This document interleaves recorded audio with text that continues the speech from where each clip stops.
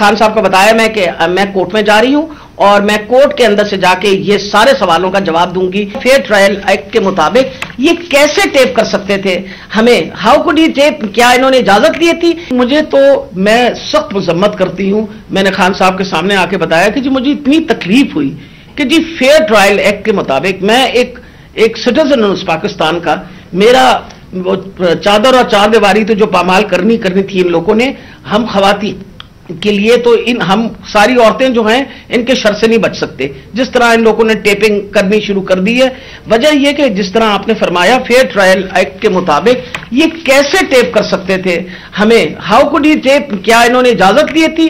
क्या ये सनाउल्लाह जो इंटीरियर मिनिस्टर है ये किसी जज के पास गया था, इसने जाके जज से इजाजत ली थी?